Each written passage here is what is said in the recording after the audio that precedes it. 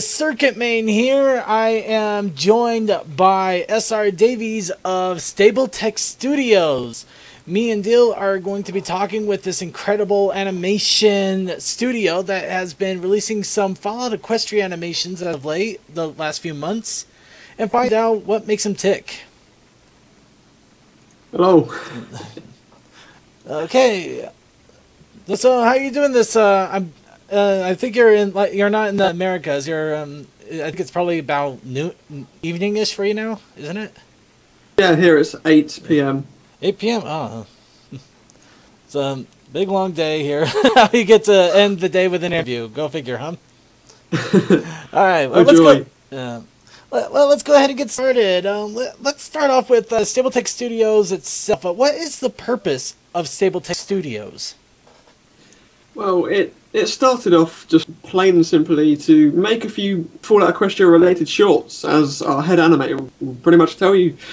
But as the fan base grew, and as more people got involved, the idea more developed into animating the entire thing. So it just exploded, really. And so here we are, being a multifaceted studio. We're not just here to animate, we're also teaching people studio life and how it works, and getting people with maybe not much experience and teaching them the ropes. Yeah. Okay. Well, how does a normal let's see. Well, the videos you have right now are so few. Is that because you're building to release the entire Fallout Equestria in one go, or is it going to be released in segments? See, now that's a good question, and from what I know, all I can really say is we are doing it in segments. So they're going to be done in seasons. Mm-hmm. I think it's roughly 5 seasons, but no. Videos may be a few, but when it comes to increasing number, we're not looking at months. We may not even be looking at weeks. We are going to be hopefully filling the entire Facebook page, with the entire YouTube, everything about Stable-Tec. We're hoping on building on. So very shortly, there's going to be a lot of stuff coming out. So we got something to look forward to here in the near future? Yeah. We've got one coming out, which there's no set date at the moment, but it's going to be very soon. Well, how many people are behind this team, the team of Stable-Tec Studios, with the animation quality and how big the project is? I can imagine it's got to be quite a lot. Yeah, being a volunteer studio, it really can play a part, as we have to measure our team build approximately, and we can have members, and it is voluntary, they can come in and they can come out doing what they can do, but we can range from approximately 50 to even triple digits. Oh, nice. Okay. Well, one big question I have in regards to the Fallout Equestria videos: are you going to be following the main story of Fallout Equestria, or are you doing your own take on Fallout Equestria, the side stories, all of the above? What exactly what part of Fallout Equestria are you focusing on with the animations? We have a few projects going on. Obviously, the biggest one being animating Fallout Equestria. Right. Obviously, we can't copy it word for word due to copyright issues. So some of the names have to be changed, sadly, but that's how it works. And obviously, some of it's not suited. It's a novel. As you may have realised with stuff like Game of Thrones, they can't make the entire book dead on the series. But we're trying to keep it as close as we can without going off, because after all, we're doing it for the fans of the book. We're doing it for the fans of the novel. We're not out to change it in our own way, but some things we will have to change, and not for the worst. I think it's going to come along very well. Oh, very nice. Is it just the main story that you're focusing on, or will you also be animating some of the side stories that have also caught on in popularity with the main book release? Well, the main story release, I should say. Now, obviously, we have to adapt the main story. Right. So what comes out of that after we've done the main one? Well, Or is that way too far right now? Well, there have been rumours, but nothing that I can say is right now. Okay. Well, let's talk a little bit about Stable-Tec itself. What started Stable-Tec in the first place? What was the big inspiration just to get Fallout Equestria out there, or was there something more to it? I think the mind behind it was our head animator, Mr. Teskey, and he just put up a small animation about Fallout Equestria. It's quite good quality, and as people just started saying, "Hey, you should do more of these," and so the small project turned into the bigger project. When the bigger it got, the more people jumped on. So one by one, people joined, and bit by bit, this project got bigger until, hey, rather let's not animate chapter 1, let's animate the entire thing. So it just went like, forget chapter 1. We're just gonna take this whole book and do it all. Yeah, so I suppose you could say that. Yeah, I gotta admire that kind of gumption. That's great. It's crazy, but that's the kind of crazy that you can definitely get behind. Oh, if you meet some of the people in the studio, crazy's normal. Speaking a little bit about the studio, what's your position on the team for Stable-Tec? Me, I'm PR director, which means, well, I do this. You're the official public, interviewer, or interviewee, I guess. Well, depending on the time zone. Me, and as with other podcasts that might come up and radio shows, and Skybolt is another one. You might have heard of him. He does really good parodies, and he's planned to be on some as well. Now, my job is to talk to people, spread the word. PR is a part of marketing, so just by saying that, you should be able to get the right gist of what I do. Yeah. How did you acquire your position in Stable-Tec? Did you just go up one day, hey, I can take care of those people hounding you for interviews? Actually, it's not. I saw a video, and I was thinking, I was actually trying to get into voice acting at the time. I was thinking, okay, alright, I'll have a look around. I was around the time, I was partially through for that question. I was thinking, I'm going to give it a try. I'm going to see if anyone's out there needs any animation help or, well, voice acting help. And then I stumbled across Stable-Tec, so I'm thinking, no, let's do it. Come the interview process, it's more or less agreed that I'd be better suited to marketing. And I prefer it, really. I was really inexperienced in voice acting. It was just something I wanted to do on the side. But come marketing, I moved up through the ranks. Now I'm director of PR. And if I'm offered the chance to go back and say, hey, you can be a voice actor, I would keep this. I like being PR director. What are some of the things that you really enjoy about your job? Crazies. You really meet some people. Oh my, if you were to sit in on, I hear it, I'm too scared to try it, but I hear if you go into one of the writing department's meetings, they can go on for 5 hours. I don't even know what they talk about, but frankly, I'm too scared to find out. You go in, you come out, you lose 5 hours of your life, and you don't know why. Turn off the computer, my eyes are still glazed over.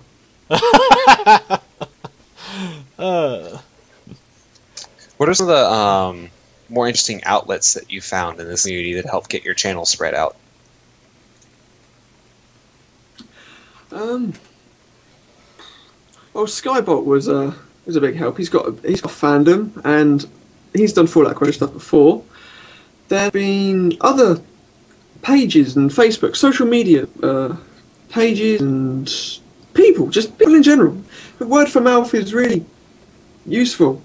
And when it comes to people that are just willing to say, I'll give you a shout out, it's really appreciated. And if you were to go back a few months and watch the studio grow, it's like planting a flower. Albeit a weird flower that you want to root, but it's a flower. The one that won't die. Yeah. Yeah, it looks like Skybot gave us a good idea of their entire writing team, and I think I can kind of get it now. Oh, there they are in the side of the chat. Yep.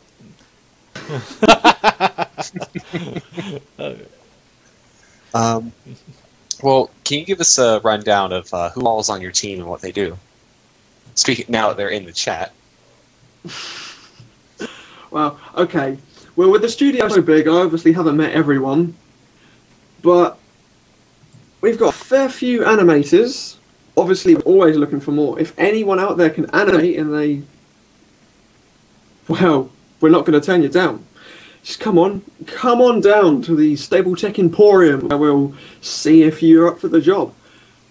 Even though it's a volunteer job, but it's a job. And marketing and PR, you know, I recently recruited a few to work with me. Then you've got the whole voice acting department, headed by Frey. I've only recently found out he also goes by the title Princess. So we have Princess Frey heading the VAs. Feel your pain, Frey. I honestly feel your pain. We have Skybolt, he's excellent. Oh, his music team, that you can give them something and they'll come out with an album within a week. Brilliant people. And I'm not going to be able to give a rundown of each individual person, as I haven't met everyone, but I can say everyone from prop design to storyboards to voice acting, everyone's out for their role and everyone knows what they're doing. And if you look at that video that you're playing at the moment, that pretty much says it all. Yep. Randomness. You definitely have a bit of random there, especially with the different animation styles. I've noticed that the animation is jumping around a little bit from video to video. You had this promo one, which had the more traditional. Well, I guess traditional isn't the right word. The common animation that we see in the normal My Little Pony show episodes. Then you also had something that it kind of looked like hand-drawn animation for the Little Christmas Wonderland. And I don't know what in the world the April 1st animation was. I'm just going to call that a weird sun dream and leave it as that. But well, it's definitely not going to be animated like the April 1st. That was interesting. I can only imagine that. At least. Yes, definitely interesting. What I did... It does make me wonder a little bit, though. I was wondering what kind of animation style the actual episodes of Fallout Equestria are going to have, since it does look like you range from so many different ones. Okay. It's going to be animated in a slightly different take. Personally, I think it's a bit more anime-like. But if you look there, Nuclear to Wonderland, that's the style we're going by. Mm. Are you thinking of doing Not something that like one. some animes? Sorry. Are you thinking of doing something like some animes do, where the main part of the show is in one animation style, but the fights are in another? Or are you sticking with one consistently? I think we're going to stick with one consistently. You know, that can change in the animation process. But as Smith just said in the chat, it is undecided at the moment. But it's coming along well, and you know, it's going to look good, no matter what happens. It's definitely promising. Since you've already gotten a couple of videos out, how has the fandom response been in regards to trying to animate Fallout Equestria? Animating it has... Animating it itself, as just FOE, has changed throughout the process. Now, Brugier likes to remind me that yes, the backgrounds are in 3D. I was getting to that. But, yeah. People are looking forward to it. As you can also tell, there's a game being developed. But it's going to look nice, and people are looking forward to it. Lots and lots of people are. With a fandom, the whole Brony fandom, I think it's almost clear to say that it's going to be brilliant. As in, Fallout Equestria has its own sub-fandom. It's huge. It definitely is. So- I've never quite seen a sub-fandom like it before. But then again, I've never seen a fandom like Bronies before either. So I guess it kind of evens out, doesn't it? Yeah. Anyway. Yeah, we're all insane and we love it. Deal, do you have any questions? Let's see. I just put one in. Let's see. Do we... Obviously, whenever you take something that's written and put it into film form, there has to be things that get cut or changed to fit time constraints. What sort of artistic license so far has been taken in this? Is it mostly just flavor, or can we might expect some plot changes, anything like that? The plot is pretty much staying quite linear to the story. Mm-hmm. We are going to have to change it, as I've said, because, well, as much as Lost of Us would like to, we're going to have to change what we have to. We're going to try and keep it to a minimum. Let that be said. Mm-hmm. And obviously some of it has to be changed, as I've said, with the titles of stuff. That's also the same reason we've changed the animation style, is because it doesn't all fit the Right. Hasbro's. We all saw what happened with Jan Animations. Now, obviously that's still an ongoing predicament. Right. But that's why we planned ahead. I know why they went down, but it wasn't down to do with the animation, but to keep animation different, to save ourselves, that's why we've changed it. That's why we've had to change some of the names, and that's why we've had to change some of the animation. With the new promo that's coming up, that will be the defining animation. That will be how the final thing is produced. Okay. The person in the side chat, Brugioni, he is head of the 3D department, which is quite new and very interesting, because you don't really see many Brony animations with 3D, but yeah, the backgrounds are going to be very 3D, and it's not going to look like paper, as some stuff has done, where, you got a really, really detailed 3D background and just stuck a 2D character onto it. It's going to blend very well. That's pretty cool. I got really excited for a moment. I was like, wait, 3D? But no, I understand what you mean now. That's, and how recent of an addition is that? That's, again, like you said, something that's very uncommon. Even the show didn't really venture into it until, what was it, the Timberwolves? Yeah. No, it's going to be more... Do you know... Right, okay. Borderlands. They're very 3D backgrounds. Imagine merging something like that, an aspect of something that 3D, into the 2D world. That's kind of what it's going to be like. I think there's actually a show. There's a one-time show called Blackwater something, if I remember, I'll tell you. But that's how the 3D is going to be worked.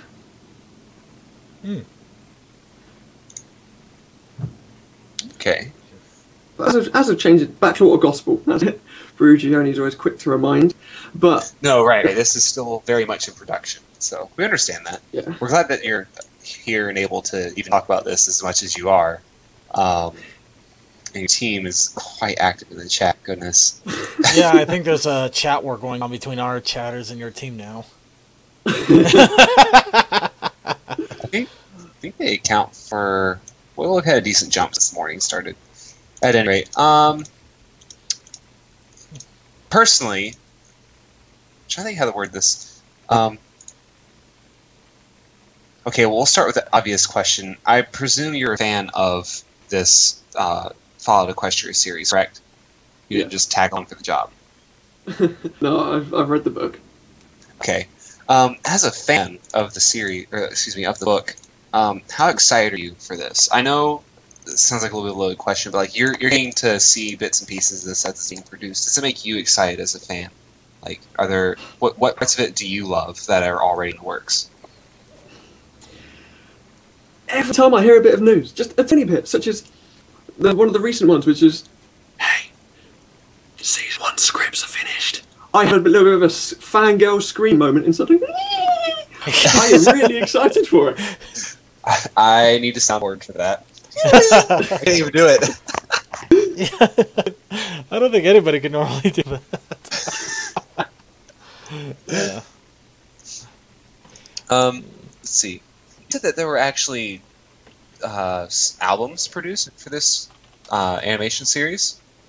What's the inspiration behind some of the soundtracks? Is it show-based or is it... Well, it's a take on Fallout. So we don't take a song and just ponify it. We've had our music team working on just inspiration from the songs, from maybe the show and the FOE, but it's only inspired. We've very much created our own. It's not just a remix; it's custom. Yeah. As I understand it. Yes, very. Excellent. That's always something I love to see in projects when they have musicians that do their own thing. Like it gives whatever the project is its own character. Yeah, it gives its own feel. Mm-hmm.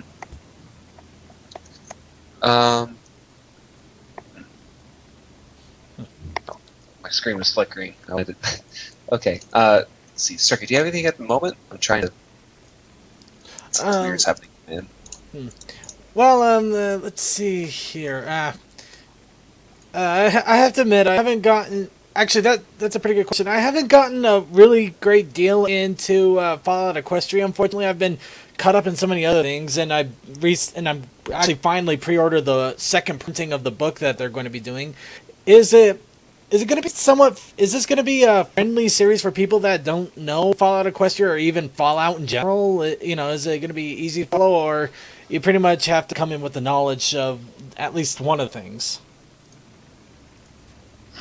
No, it's pretty open. I mean, if you haven't played the game, but you still know the genre, such as post-apocalyptic, you're gonna like it. You like MLP, you're gonna like it. It's gonna be very wide range, and it's not.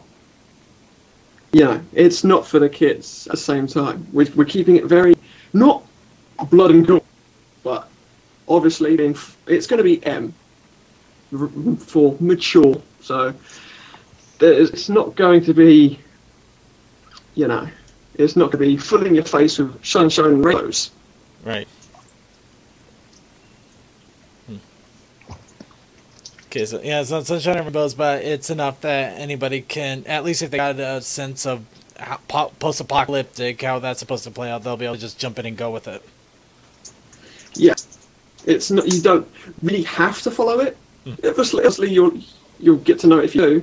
But if you look at any book that's been animated or turned into a show, like Harry Potter, you can just watch the movie. So you don't need to read the book, but it's good. Right. Speaking of book, actually, has the author or any of the authors of the side stories been collaborating with you on this animation, or do they even know it exists, and just kind of, I don't know. K-Cat, the original author, has approved it and has worked alongside our studio in the process. Oh, nice. That's cool. Yeah, that is definitely so exciting. Yeah. Does your, as far as promotionals go, or as far as like the PR side of things goes, do you have any artists that, big posters or whatnot for you to post for this? Or do you mostly rely on animators?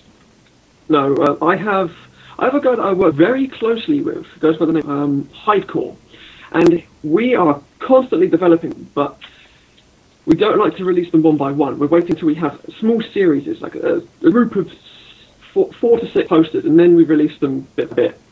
So that way we don't fall behind on a schedule. So yeah, there are posters, and there's going to be lots of promotional material. And we don't just fully rely on animators. By the time we start going to, I think the next we're going to is Everfree Northwest, the next convention, and we're going to have a lot of stuff there, not just animation. So we have many artists. Is there going to be Stable-Tec Studios presence in BronyCon as well? BronyCon, not to my knowledge. Obviously, some conventions don't like the whole M for mature content. True. Yeah. So I've had to. Some of us have had to word it quite well when it comes to trying to go to conventions. Or at least you have to make it so, like, I mean, usually they have a clause where if you have a series based off of material like that, whatever you show at convention cannot be something that fits in that category, which, you know, depending on the series, if it's that heavily involved, you kind of can't. So, I don't know. We'd love to see you there. I know most of the Brony Show crew is going to be there, but of course, there are always limitations. There's always other conventions too. There looks like they're shooting for BabsCon, and Everfree is a definite. Yeah. Some conventions, you know, they can accept you if you say, yeah, okay, I'm not going to show any mature content. It's all going to be PG. But some, you know, some just, they're not one for it. They're not going to risk it. Mm-hmm. Because even if, for example, the new film that's coming out, somehow I don't think in the opening scene there's going to be advertisements for the new Terminator film. So, you know, you've got to really pick your audience and pick the conventions at the same time. Mm-hmm. Though I gotta admit, seeing a Terminator preview on that would be kind of funny. Yeah. I think might be at the point where we should start asking the chat about this, because they've been very vocal to start us. True. Okay. Well, we'll go ahead and open up our questions to the chat room now. Chat, if you could ask your questions, make sure you italicize and underline. That way we know that you actually are asking a question rather than just chatting in general. And while we're waiting for your questions to pop up, there is one personal question that I'd like to throw out to you. Shoot. Who's your favorite pony? Oh, jeez. From the show background, it'd be Colgate. Nice. I got one. Okay, shoot. If you as your OC were thrown into the Fall Equestria universe, what role would you play? Well played.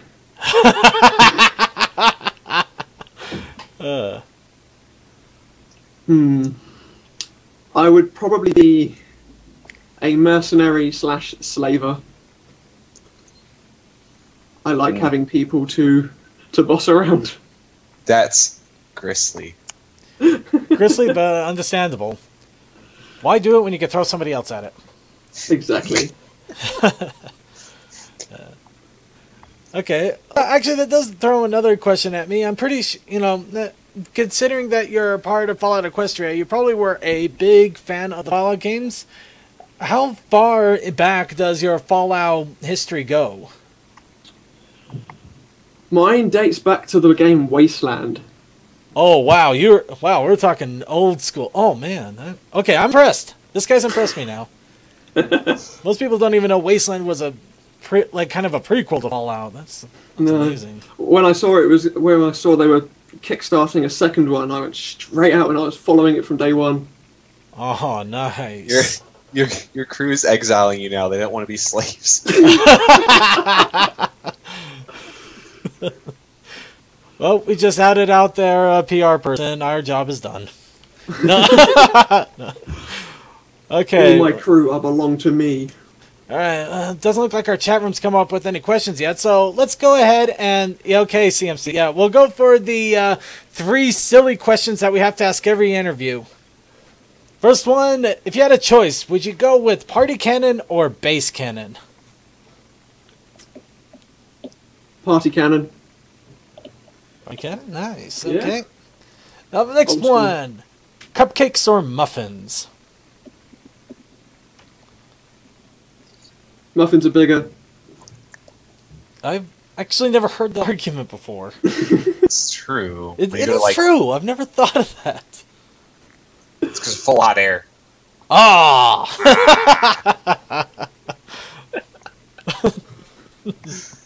All right. Well, let's see if you can get this one then. Chimichurri or chimichanga? What would Deadpool say? Chimichurri Cherry. What's Dang the it. question? He got it. What? This guy's betting 1,000. How in the world can we trip him? Oh man. I'm trying to think.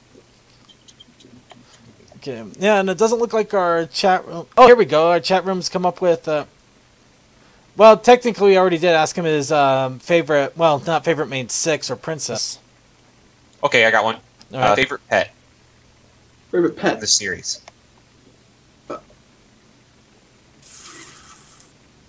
That's... I know. It definitely wouldn't be Angel.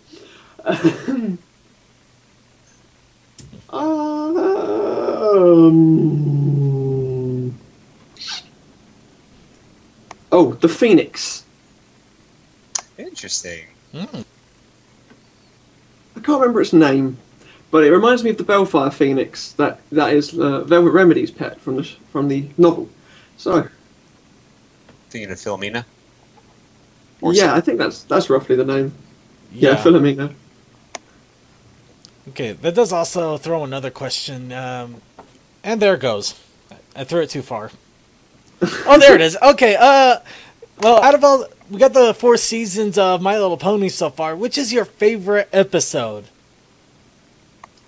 The one that you just gotta keep going to again and again. You know, I really like Swarm of the Century. That's a good episode. Mm. But I don't know now. I'm kind of stuck between the whole 2-parter of the last season. Mm-hmm.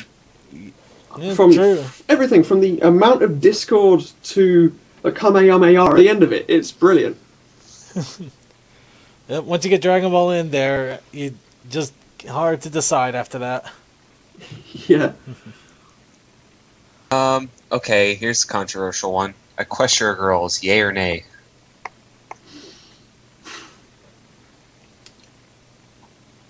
Okay. Now that I'm looking forward to watching it. Maybe not looking forward as much to actually seeing it. I can't wait for it to come out. I'm going to grab a group of friends. We're going to go there. We're going to like, hey, let's partay with all the younger kids who haven't heard of the fandom. Wait, is that even possible anymore? I'm hoping that some start to realise, hang on, let's not scare the younger kids. Let's have 2 showings of it at the same time. Hoard all the weirdos into the other one. I mean, there were issues with that when the first one came out, where like when Derpy showed up.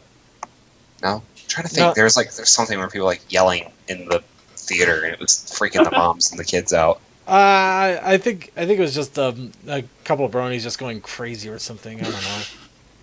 Doesn't surprise me. No, not really. But luckily, it was only one instance, and there's always one. So There's got to be one. It only takes one. It only takes one. Okay, but I do got another interesting question to throw out there, and I'm going to take a page off of Red Card. Which was your favorite song in the series so far?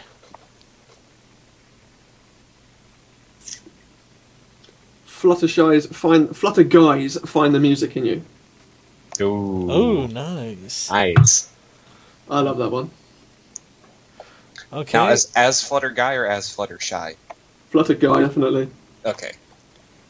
Okay. I think we might have to start asking some of these questions that his teammates are throwing at him here, just for the fun of it. Let's see. Would you hug Ghoul Derpy? No. If you were to run a mile, would you do it on yourself, or will I have to chase you? From Drayden. How much will it pay him for? How much will I have to pay you for you to not chase me? I'm not running a mile. Apparently a lot. Okay, and here's one from Cheshki. My apologies if I mispronounced that. Luna or Celestia, and you will be judged harshly. New Lunar Republic. Alright, we got a moon worshipper. I don't praise your son. They were always dark in their understanding anyway. Really, I thought they just liked the full moon. Well, there was a time where I was mooning off a balcony in Spain.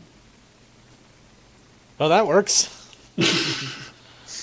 Let's see. Okay, Mike Brugioni has a fun one here. Of all the meetings you've ever been in, which meeting was the craziest?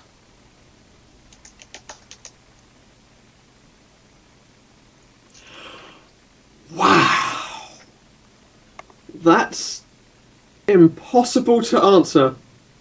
As PR, that is impossible to answer. Yeah, Windows is shutting down. Oh, that's a... Wait, what? No, that's my response to answering that question. Okay, Well, that threw me off. I was about to say, Windows is being Windows. Okay. I think... Oh, okay. Carry on. Let's see here. Well, I gotta admit, I think we kind of drained our questions pretty fast. We are a 24-hour stream. There are many tuckered out individuals. We're a 24-hour stream and we're dying. It's a thing. We're doing a drinking game after all of this. How are we functioning in life anymore? I'm not, and I'm gonna laugh at you guys trying to get to bed. Y'all are gonna pass out in your chairs. I know it. All right. Looks like this will probably be a shorter interview, but since we got a little bit extra time, are there any shout-outs that you want to give? And we'll also sound out the shout-outs for any team members in your group that want to shout out. Oh, actually, I'll give Phoenix question here, because I can't believe I didn't think of that. And I'll expand it a little bit.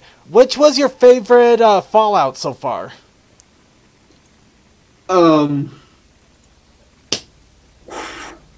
I like the openness of Vegas. I like the idea of a reviving wasteland faced with its own problems. Mm-hmm. And any particular DLC that you have fondness for? The Pit. I love that DLC.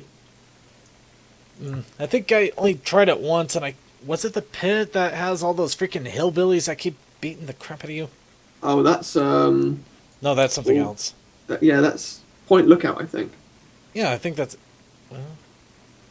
No, yeah, it must be Point Lookout. I'm out of my mind. Okay. I really got to play Fallout again and catch up, or revamp, or something. Something's got to click. Right, okay, let's get back to what we had before that good question came up. Do you have any quick shout-outs that you want to give out to anybody or anything? This is your soapbox. You know, I don't have the time to give a shout-out to each of the individual members of Stable-Tec, and I'm not willing to prioritize members over one another. Mm-hmm. Everyone in Stable-Tec has been brilliant, and if I can't pick everyone, then I can't pick one. Okay, and since we got a good number of Stable-Tec personnel in the chat room, if you guys have any shout-outs that you want to give, just let us know. We'll go ahead and shout out to them. Let's see. This is what... Well, Mongol's got a good shout-out. This is why we have him for PR. No favorites. Skyboat wants to give a shout-out to K-Cat. And personally, I'm with you there. That's pretty awesome that the original author is working with you on this. Mm-hmm. Let's see. Drayden MLP is giving a shout-out, Long Live the Indian Empire. Michael Smith. Shout-out to Tyler for creating this crazy ride. Mike Brugioni to Stevie, my favorite PR rep. Thank you.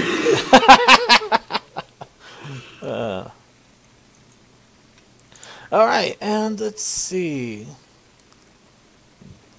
Okay, I think that should just about cover it. So, we'll go ahead and end the interview here. Admittedly, this is a little bit early, but we'll cut off the stream for a quick moment here so we can wrap things up on our side, and then we'll come back on and do something fun and silly for 15 minutes until the next segment, which will be, I think it was a Let's Play. Yeah, Winchester Let's Play. So, viewers, stay tuned, stick around. We'll be back on a moment, and we're going to continue the insanity until we either drop dead or until the 24 hours pass, whichever happens first. Yay! Yay!